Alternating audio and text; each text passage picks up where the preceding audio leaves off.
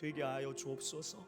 감사드리며 모든 말씀 예수님의 이름으로 기도합니다. 아멘. 그럼 믿음은 뭐라고요? 의리. 믿음은 의리다. 자, 하나님 말씀 같이 보고요, 우리 하나님 앞에 또 기도합시다. 고린도후서 12장,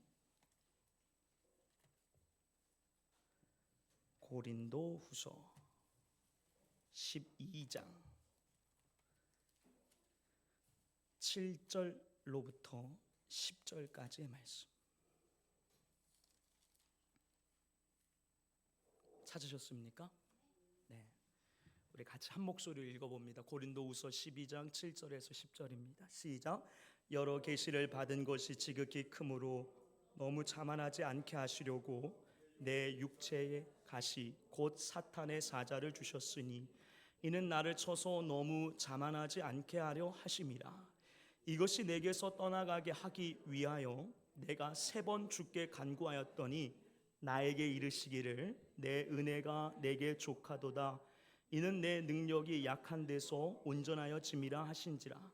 그러므로 도리어 크게 기뻐함으로 나의 여러 약한 것들에 대하여 자랑하리니 이는 그리스도의 능력이 내게 머물게 하려 함이라. 그러므로 내가 그리스도를 위하여 약한 것들과 능욕과 궁핍과 박해와 곤고를 기뻐하노니 이는 내가 약한 그때에 강함이라. 아멘. 우리는 살아가다 보면 종종 이런 질문을 하게 될 때가 있습니다. 하나님, 왜 이런 일이 제게 일어났습니까? 하나님, 왜 이렇게 어렵게 하십니까? 그럴 때 우리는 하나님을 어떻게 해서든 이해하려고 애를 씁니다. 왜 그럴까요? 무엇인가 납득이 되어야 이게 하나님의 뜻이구나라고 하며 쉽게 받아들이고 인정하려 하기 때문이죠. 그런데 사랑하는 여러분, 하나님의 은혜는요, 우리가 이해할 수 있을 때만 은혜가 아닙니다. 때로는 이해되지 않아도, 설명되지 않아도 그것이 하나님이 주신 것이라고 한다면 그것 자체가 은혜인 줄로 믿습니다. 따라해 볼까요? 이해되지 않아도 은혜입니다. 한 번 더, 이해되지 않아도 은혜입니다. 믿으십니까? 오늘 본문의 말씀은 바울이 고린도 교회 성도들을 향하여 자신의 이야기를 들려줍니다. 그의 이야기를 들여다보면 그는 자신에게 육체의 가시가 있었음을 그들에게 숨김없이 이야기를 하죠. 본문 7절 상반절의 말씀을 봅시다.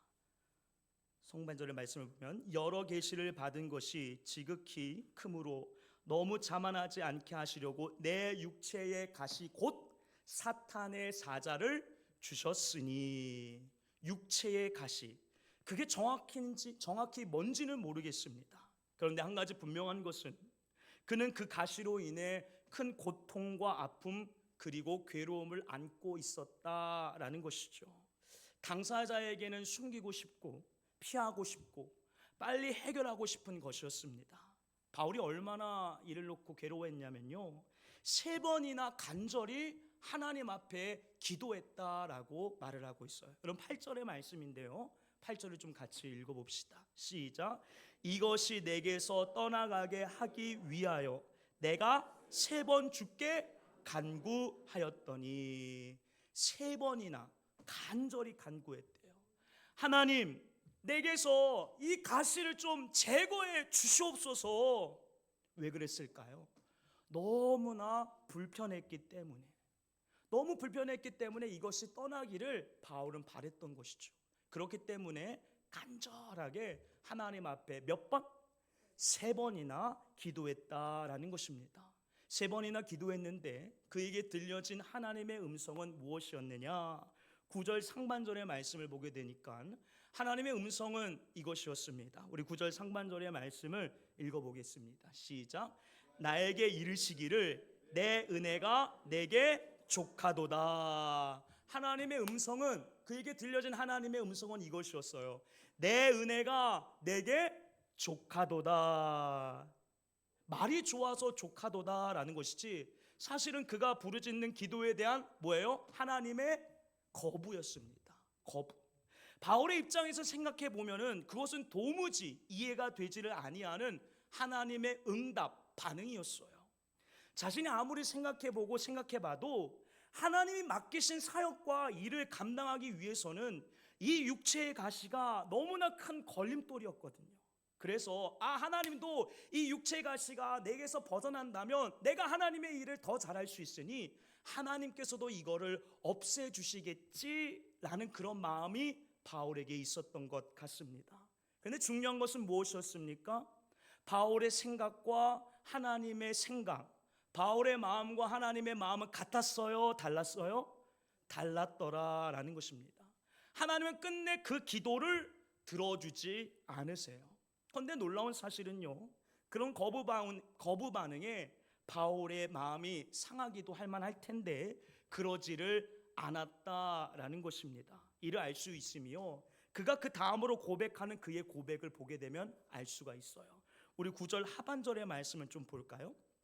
아니 그냥 9절을 전체적으로 한번 읽어봅시다. 시작. 나에게 이르시기를 내 은혜가 내게 족하도다. 이는 내 능력이 약한 데서 온전하여 짐이라 하신지라. 그러므로 도리어 크게 기뻐함으로 나의 여러 약한 것들에 대하여 자랑하리니 이는 그리스도의 능력이 내게 머물게 하려 함이라.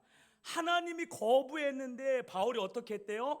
도리어 크게 기뻐했더라라고 이야기를 하고 있습니다. 왜 그랬을까? 그는 깨달았어요. 그가 만일 마음이 상심하여 하나님과 토라져 아무것도 하지 않았다라고 한다면 하나님의 뜻을 깨닫지 못했을 겁니다. 그런데 그는 깨달았어요. 내 뜻대로 되지 않아도 그것이 하나님이 나에게 부어주신 하나님의 은혜구나라는 사실을 그가 깨달았습니다. 내 뜻대로 내 생각대로 되지 않아도 그게 나를 향하신 하나님의 놀라운 섭리요 하나님의 은혜이구나라는 것을 그는 깨달았다라는 것입니다. 그리고 이 깨달음이 저와 여러분들에게 있기를 간절히 소망합니다. 여러분, 이해되지 않아도 그것이 하나님의 선택이요 하나님의 방법이라고 한다면 우리는 그것을 아멘 하고 받아들여야 되는 줄로 믿습니다. 왜냐하면 나에게 주신 가장 선하고 좋은 하나님의 선물 은혜이기 때문에 그러하다라는 것이죠. 바울에게만이 아니라 우리에게 있어서도 마찬가지다라는 겁니다. 살아가다 보면은 때로는 하나님의 반응이 응답이 우리가 생각하는 그런 반응과 다를 때가 있어요. 그때마다 우리는 종종 낙심하고 좌절합니다. 그러나 여러분, 낙심하지 마시기를 바랍니다. 좌절하지 마시기를 바랍니다. 바울이 갖고 있는 그 믿음을 가지시기를 바랍니다. 아니야, 하나님은 선하고 좋으신 분이지. 나에게 주시는 모든 것은 전적인 하나님의 놀라운 선물이자 나를 향해 주시는 하나님의 은혜야. 할렐루야. 여러분, 이 믿음이 저와 여러분들에게 있기를 간절히 소망합니다. 이 믿음이 있을 때 우리는 낙심하지 않고 좌절하지 않고 언제나 하나님의 길 위에 서 있는 우리들이 될 수 있는 줄로 믿습니다. 여러분, 대표적으로요, 성경 인물인 이삭을 보십시오. 어느 날 이삭이 꿈을 꾸게 됩니다. 그것도 2번이나 너무 선명한 꿈을 꾸게 되어지죠. 그러나 그가 꿈을 꾸고 난 이후의 삶은 어떠했습니까? 형들에게 팔리고 감옥에게 갇히고 어찌 보면 참으로 암울한 억울한 상황이 펼쳐지죠. 자기의 머리는 조금도 이해되지 않습니다. 너무나도 선명한 꿈을 꿨기 때문에 이제는 나는 정말로 승승장구 평탄대로의 삶을 살겠구나라고 그는 생각했을 거예요. 근데 형들에게 팔려갔죠. 감옥에 갇히게 됩니다. 그가 조금도 생각하지 못했던 상황이, 삶이, 인생이 그에게 펼쳐지게 된 거예요. 그런데 여러분, 우리가 알지만 이삭이 좌절했나요? 낙심했나요? 상심했나요? 아니요. 그는 좌절하지도 않았습니다. 낙심하지도 않았어요. 상심하지도 않았어요. 왜요? 하나님을 믿었기 때문에. 내 머리로는 이해되지 않지만 나를 가장 선하고 좋게 인도하고 이끌어 가실 하나님의 은혜와 하나님의 섭리와 하나님의 계획을 그가 믿었기 때문에 그러하다라는 것입니다. 그 믿음이요, 이삭을 애굽의 총리로 만든 줄로 믿습니다. 요셉이죠. 죄송해요. 제가 계속 이삭이라고 했어요. 요셉이 이 믿음이 요셉을 애굽의 총리로 만든 줄로 믿습니다. 그리고 이 믿음이 저와 여러분들 가운데 반드시 있어야 하는 믿음이다라는 거예요. 요셉이 가졌던 믿음, 바울이 가졌던 믿음, 하나님은 선하신 분이다. 내가 이해되지 않아도 그 모든 것은 하나님이 나에게 주신 선물이고 하나님의 은혜다. 이 믿음이 있을 때 우리 하나님은 그 믿음을 보시고 우리를 이 마지막 때 귀하고 아름답게 사용하실 줄로 믿습니다. 그러므로 바울과도 같은 사람들이 되십시오. 요셉과도 같은 사람들이 되십시오. 어떤 상황이 나에게 주어진다 할지라도 그것이 나를 누구보다 잘 아시는 하나님의 놀라운 계획이요 섭리요 은혜라는 것을 믿으시고 믿음으로 살아갈 수 있는 저와 여러분들이 되어지기를 예수님의 이름으로 축원합니다. 말씀을 마무리하면서 이런 말이 떠올랐어요. 여러분 한번 따라해 보시겠어요? 인생 속 어려움이 찾아왔을 때 불평과 불만만 털어놓으면 하수다. 인생 속 어려움이 찾아왔을 때 그 가운데서 하나님을 붙들면, 하나님을 믿으면 고수다.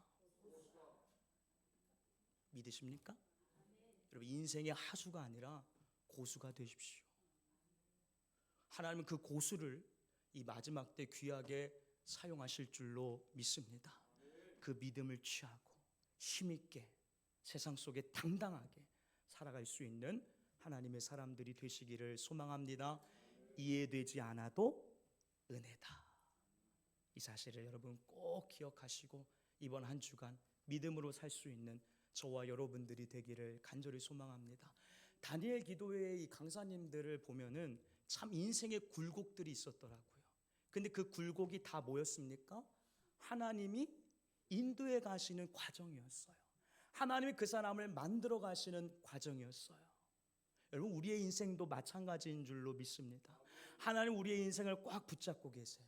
그리고 그 인생을 하나하나 인도해 나가십니다. 때로는 이해되지 않을 때도 있죠. 그러나 확신하십시오. 믿으십시오.